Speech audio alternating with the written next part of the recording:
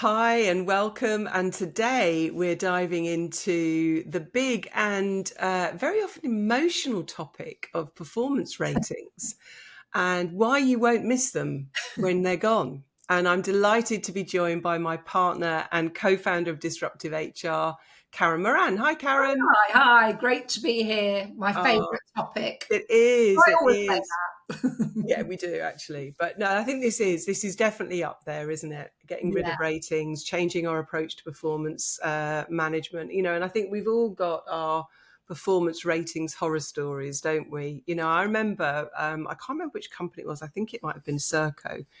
And I had worked so hard for the whole year, and I just knew I was in for that top rating. I had it in the bag. I had just delivered. I knocked it out the park. And then when it came to it, I was marked, I think, the one below the top rating because there was one small objective that I hadn't delivered. And this objective was actually it was relevant. irrelevant. It had basically been agreed on 12 months prior and was now completely irrelevant and worthless. But because it's on the form, it had to be 100% hitting objectives, Oh, etc.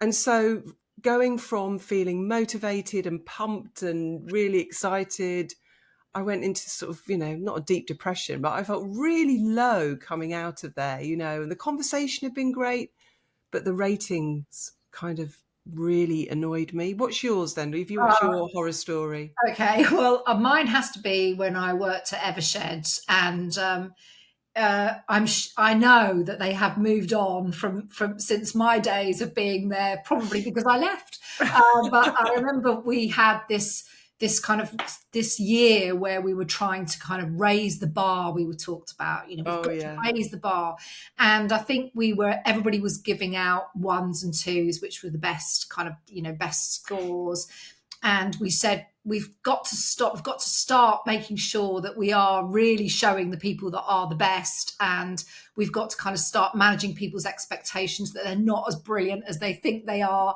And so we introduced this, a 3 is meets expectations. And I can remember literally being with managers and they were saying, I can't give someone meets expectations. That sounds terrible. And I'm like, no, it's good. It's Meets really good. Meets expectations. expectations is fantastic. It really, it says you're doing everything required of the job. Yeah. And they weren't convinced, but they had no choice. We kind of pushed them down this kind of distribution curve, if you like. So they had Yeah. to give the majority of their team 3s to raise the bar. And so I'd been spending all this time telling managers to do this and it's okay. And then I had my own appraisal and I was given a 3. And I can remember this sort of feeling of like, 3? I'm not a 3. So I think we forget to put ourselves in the shoes of our people, don't we? About how demotivating it is. So we probably went from being high performing that year to, mediocre. But yeah, that's my horror story. Talking of those awful forced or guided distribution things that we do. So for those of you who perhaps aren't familiar with this is where we in HR say that every team has got to follow a normal performance curve and a normal distribution curve. And so managers are only allowed a certain numbers of, small number of 1s, slightly bigger group of 2s, much bigger group of 3s, etc. And of course, you get managers going, if it was up to me, I'd give you a 1, Yeah. but HR won't let me. But there was a client of ours, do you remember? They were in the defence industry and Yes. they had this setup where if you got the lowest performance rating 2 years in a row, then you went on to an immediate performance improvement plan. And again, if there happens to be any non-HR people who are listening to this, a performance improvement plan is not nice. It sounds nice, but it's not. It's basically your first step out the door. But they had this forced distribution. So they had to give these lowest performance ratings out. And one team at this company decided that to kind of game the system and protect their colleagues, they would just share it round. So, it would be, oh, Bill, it's your turn to take a 5 out of, Take one for the lowest team. rating. Yeah, take one for the team. And, Jack, it'll be you next year. So it just becomes, why are we doing this? And I think, fortunately, many of us have kind of finally woken up to the fact that handing out a rating at the end of the annual performance review is a kind of surefire way of demotivating at least 80% of your workforce. Yeah. People don't like them, managers don't like them, and yet when we try to get rid of them, we're often met with a number of concerns about what will happen if we don't have them. So that's what we're going to do today, isn't it? We're going to kind of unpack some Yeah. of the common misconceptions about the value of ratings and hopefully demonstrate that, getting rid of them is not as risky as you might think. So we're going to look at 4 typical concerns and issues. So the first one we're going to look at is how will we differentiate performance if we haven't got a rating? How will they know how they're doing if they haven't got a rating? The second one, real biggie, how will bonuses be handed out fairly if we haven't got a number which is driving it, if it's a judgment call rather than a number? How can we be sure that managers are doing it properly? How can we be sure that they're managing performance properly? Is the third one we're going to look at. And then the fourth and final one is, what are we going to do if we haven't got an appraisal system with a rating about our poor performers? Because we use the appraisal scheme to help us deal with poor performance. So those are the 4. How will we differentiate performance? How will people know if they're doing well or not doing so well? And not just how will they know, but also how will the company know if we haven't got ratings? Who's performing and who isn't? How will bonuses be handed out fairly? How can we be sure that managers are doing performance management properly? And how are we going to address the issue of poor performance if we haven't got a performance ratings? Before we dive into those questions, why do you think we generally worry about removing ratings? Yeah, it's a good question. I think I think we've got to look at what underpins performance management and our kind of processes, our systems. Why did we create them in the first place? I think all we really wanted was for managers to have conversations with their team, so that they could understand what was expected of them, give them some feedback on how they're doing, coach them to improve, think about their career and all of those nice things. But probably we didn't trust them to do it, we I didn't don't think think there's they any were doing probably it. about it. It's like entirely built on a lack of trust of Lack of managers trust. managing. I can't believe they didn't see through us. And so we've created these heavy processes, these annual processes. So we thought, at least we can make sure they're having a conversation at least once a year. And then we give them this criteria, and then we give them ratings so that we can check that they're differentiating performance, not just telling everyone that everything's great. And of course, that's going to make paying out bonuses a problem if they don't have something. And in some cases, I think we have these kind of distribution curves. So my example at Eversheds, so we can be really clear about how many high performers we've got, middle performers and poor performers, which of course is not actually working for us anyway, is it? No, it's not. So I think, if we just kind of hold that thought throughout, is performance management systems were largely created, if not entirely created, because we didn't trust managers to manage performance effectively. And so we believed by putting in these structures that we could make them do stuff, we can make them have that conversation, we can make them give feedback, we can make them assess their performance and so on. And I think that's just a kind of helpful thing to keep in Yeah. our minds, because quite often when we start to feel that resistance to giving up ratings, it usually comes down to the managers we don't trust. So we'll keep that in the back of our mind, and we're going to dive into this first concern that people often have about giving up ratings. And this is, how will we know who are the best and worst performing? How will we differentiate performance? How will they know that, how they're doing? And, this is a common worry that if we can't give our people a number out of 5, we won't have a clear picture of performance in the organization. And I think it's important to look at the assumptions behind this concern, to be able to recognize that it's not a valid concern. It assumes that managers are brilliant at being objective and consistent when it comes to deciding ratings. Any follower of the researcher and writer and superstar really now, isn't he, in the US, Marcus Buckingham, will just tell you that, ratings are not valid data.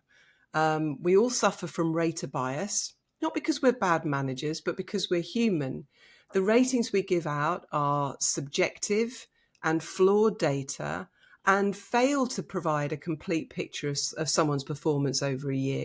It's much more complex and nuanced than just a single number. Yeah, it definitely is. I think it's on this, this old school idea that people won't know how they're doing unless we give them a score. But of course, they do know how they're doing. And so ditching ratings isn't the full story, but it's about replacing those with those regular check-ins that are way more useful than an annual exercise with a rating at the end. So those kind of short, frequent chats, how things are going, how's your contribution, how's your performance, what's next, instead of that kind of horrible once a year ritual where we kind of put them in a room. It's just doesn't make sense, does it? So I know Microsoft, just one organization of many that have scrapped the annual review, and they've brought in what they call connects. And I quite like that language because and language is so important here, isn't it? Really is. So who is going to go skipping into a performance review or an appraisal? It sounds so judgy and assessy, and whereas a connect, it feels like a conversation, doesn't it?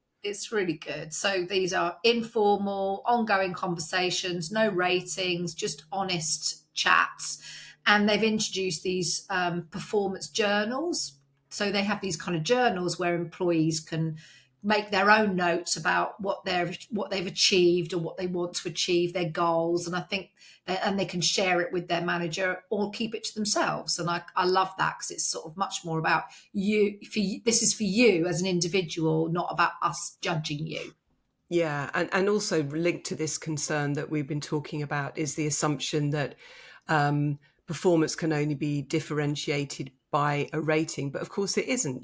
We differentiate higher performers by giving them more opportunities or greater recognition, and I think what we do need to understand, though, is that if we haven't got that once a year ratings discussion and overview of who's got what can we replace it with? And I think the answer is you just have regular talent talks amongst your senior managers.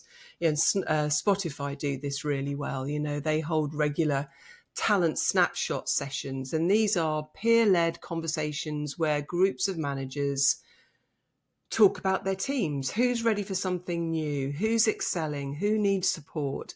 There's no ratings. It's just real, rich conversations. And I think that's how you differentiate performance is, as you say, you're having these one-to-one connects or check-ins with your manager, and you're getting, having regular discussions and getting feedback.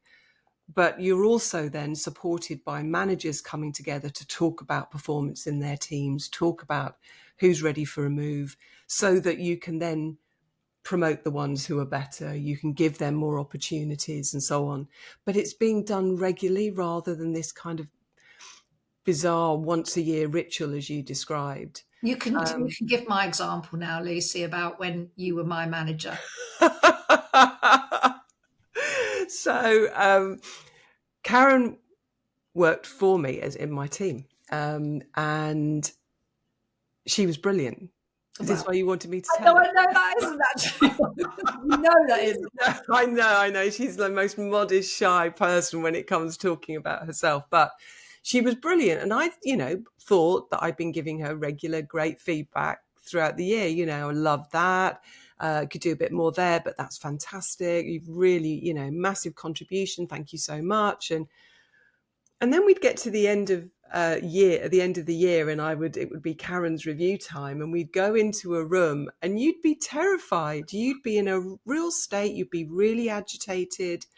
And I used to say, but what's the matter?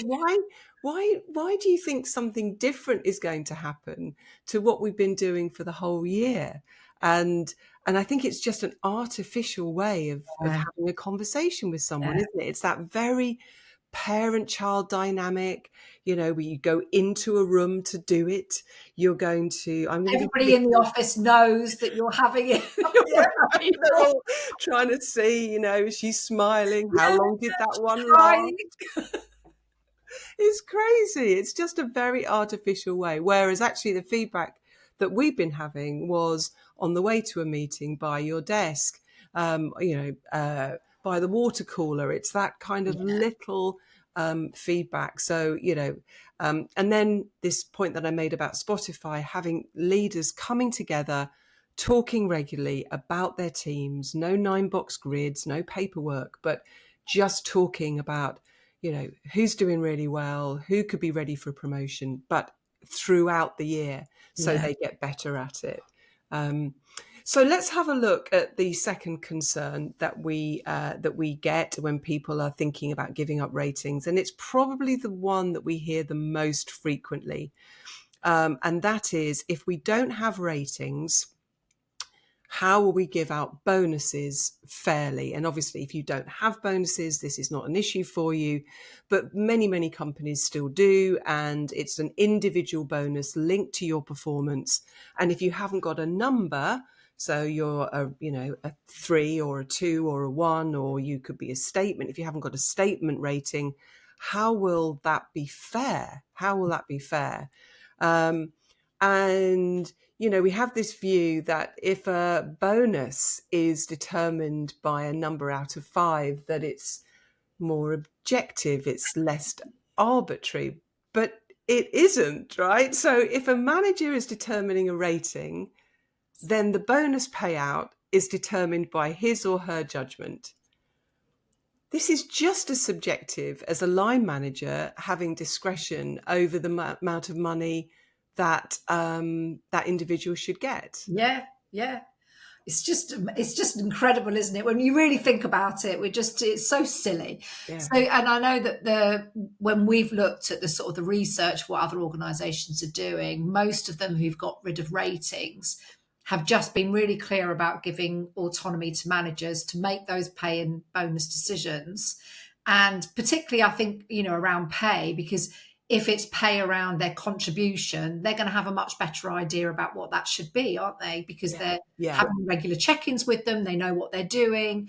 And I think we've got to just start treating our managers as grown-ups, that are capable of managing all of our clients, and they're managing big budgets, and they also should be responsible for managing their own people budgets, their salary budgets, obviously with our advice and guidance to make sure we're not kind of, out of whack in terms of market rate, etc. But Adobe's a good example. So they've again replaced the annual appraisal with these, and they've been doing this for years now with their kind of check-in conversations, but given managers the responsibility for pay and pay and bonuses, and then still having calibration sessions. And that's important, isn't it? Because again, when we talk to HR professionals about giving managers responsibility for the pay budget and the bonus budget, they do worry about possible discriminatory practices coming in and bias being shown and so on. And of course, the reality is that they're probably getting a discriminatory based rating anyway. But but that aside, so I think that calibration piece is helpful. Yeah, I think it's just because, again, as we know, if managers we're all biased, then you need that check-in, don't you, to kind of go, oh, maybe I've been a bit too too soft with that person, or maybe I shouldn't be giving them that. And I can see that you're giving that team member that, so that feels fair. I just think it's those good conversations again, isn't it, between peers of managers. Yeah. And that's, I think, again, where our value comes as HR, is facilitating those kind of calibration sessions, not about a process, but just Yeah. about having good conversations about it. Yeah, and also bringing in our insights about, market rate for Yeah, certain roles, and so you're able to actually make the conversation a much better one, rather than are they a 2 or a 3. It's actually about, the value and the contribution that this individual's making. yeah. Okay, well, we're going to have a little pause here just to tell you about our Disruptive HR Club. We have members all over the world, HR professionals like you who want to do things a bit differently.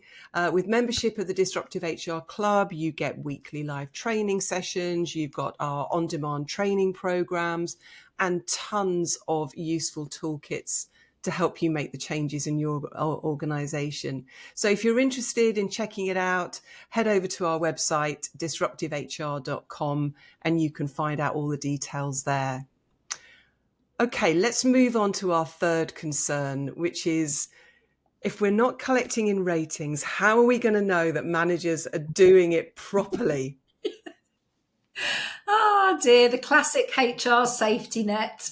Yeah, I mean, I think we have to be honest. A lot of our processes exist because, as we talked about at the beginning, we often don't trust some of our managers, most of our managers, to do it themselves. So we build these processes, these tick boxes, but of course, we know that just because a form was completed doesn't mean a great conversation happened. Again, I think my time at the BBC, where I'd kind of pat myself on the back for having, complete 98% completion of appraisal forms, probably wasn't that high, but I'd be really chuffed with myself. But actually, I wasn't thinking about the person on the other side. Did they have a great conversation just because the form was filled in? Were they feeling motivated or demotivated? And I think, but in HR, I think we've just felt good because we know at least they're getting one conversation a year, which I know that you believe, Lucy, is probably worse than nothing at all. I do. I think, if you've got managers that are not practicing this on a regular basis and doing it little and often, then you've got this kind of once a year feedback, as we've already talked about, the kind of artificiality of those conversations, once a year. But also, as human beings, we can only change one behavior at a time. And yet we have all this feedback that's kind of saved up for us.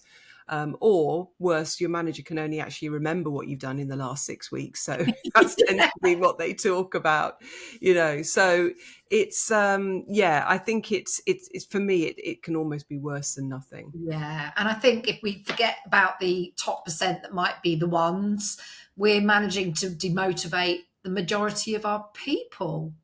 Even if they haven't, even if the pre-rating conversation wasn't bad, it's still demotivating, isn't it, to not be the number one?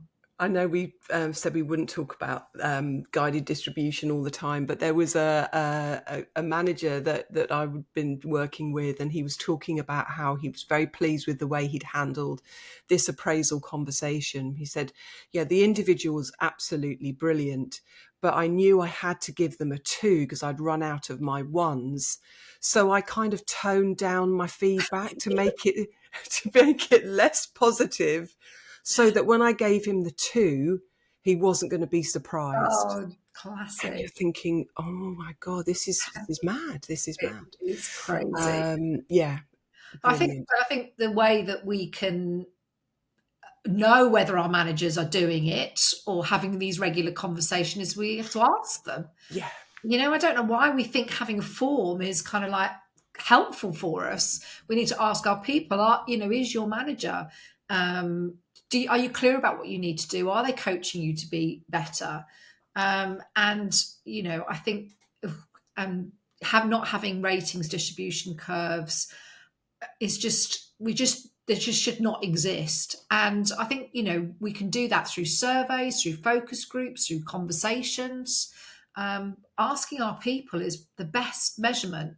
Well, because it's valid data, isn't it? Yeah. It's their experience, and therefore it's valid data.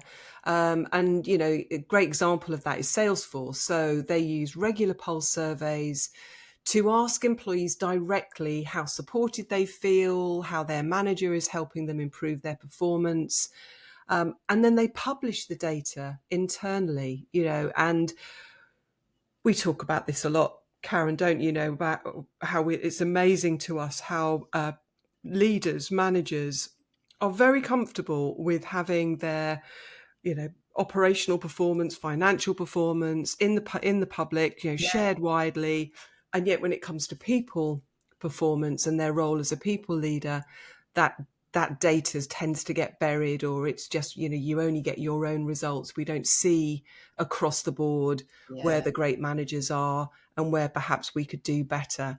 So I think you're right. I think we will know we will know that managers will do it properly because we're going to ask our people.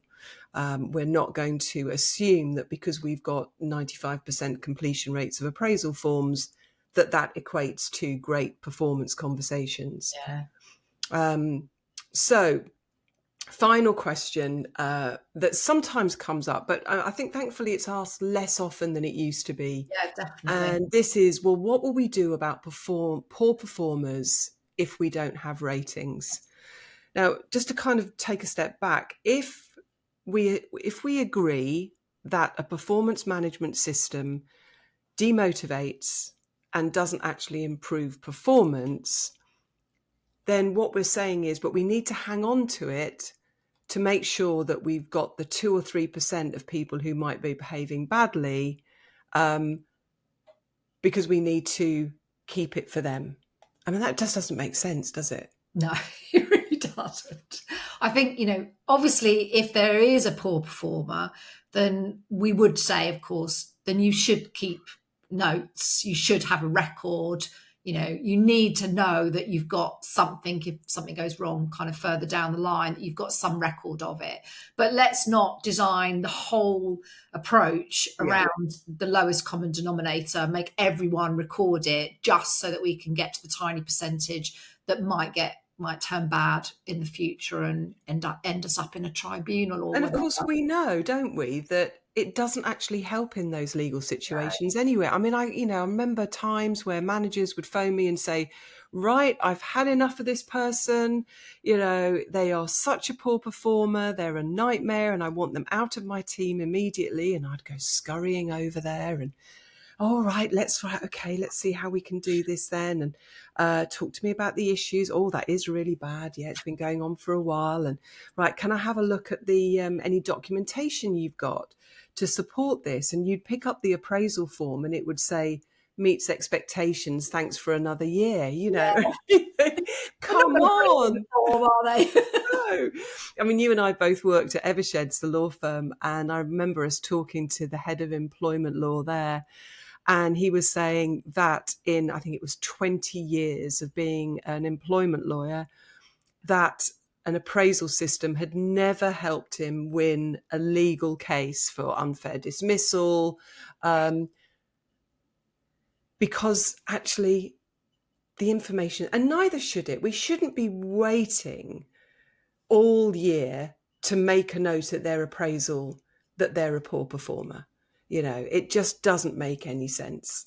We should be dealing with it throughout the year Absolutely. at the time where it becomes obvious that this person is not performing. Yeah, and I think that's what's great about us kind of moving towards these more regular check-ins, because you're doing it in the moment. You're kind of catching it before it goes bad. Maybe even resolving it before it gets to that before it turns nasty.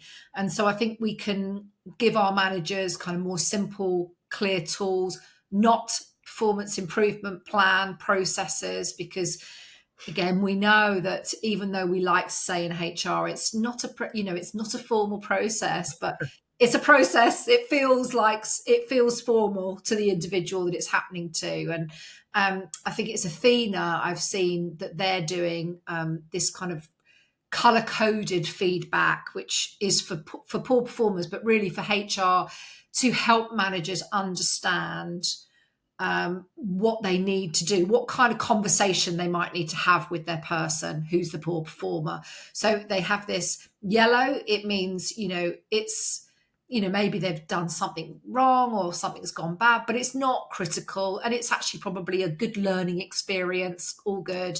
Orange, this is kind of a bit of a problem and it's probably going to affect your opportunities to be promoted or get a pay review.